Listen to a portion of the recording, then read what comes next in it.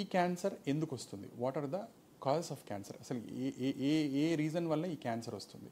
ఇంతకుముందు మనం చెప్పినట్టుగా ఈ క్యాన్సర్ ఎప్పుడైతే అదుపు తప్పి పెరుగుతుందో అది కణాలు ఎప్పుడైతే అదుపు తప్పి డివైడ్ అవుతాయో వాటిని మనం క్యాన్సర్ అని చెప్పాం.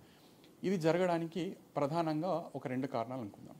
ఒకటి మీ బ్యాడ్ లక్, అంటే ఏ కారణం లేకుండా ఈ చేంజెస్ ఈ జీన్స్ అనేవి మారచ్చు. ఈ జీన్స్ మారితే జీన్స్లో చేంజెస్ ఎక్కువ వస్తే క్యాన్సర్గా మారుతుంది. సో ఏ కారణం లేకుండా జరిగే అవకాశాలు ఒక 35% ఉంటాయి. అంటే 30 నుంచి 35% పేషెంట్లు, నేను ఇవాళ ఒక 100 మందిని చూశాను అనుకోండి పేషెంట్లు, అందులో ఒక 60 నుంచి 65% ఆఫ్ పేషెంట్స్కి బ్యాడ్ హ్యాబిట్స్ వల్ల ఈ చేంజెస్ జరిగి క్యాన్సర్ వస్తుంది. ఇంకో 30 నుంచి 35% పేషెంట్స్కి ఏ కారణం లేకుండా దురదృష్టవశాత్తు ఈ చేంజెస్ జరుగుతుంది. సో దీన్ని బ్యాడ్ లక్ క్యాన్సర్ అంటాం, బ్యాడ్ హ్యాబిట్ క్యాన్సర్ అంటాం.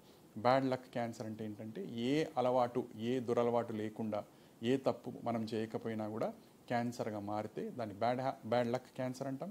బ్యాడ్ హ్యాబిట్ క్యాన్సర్ అంటే ఇప్పుడు నేను నెక్స్ట్ చెప్తూ ఉంటాను మీకు.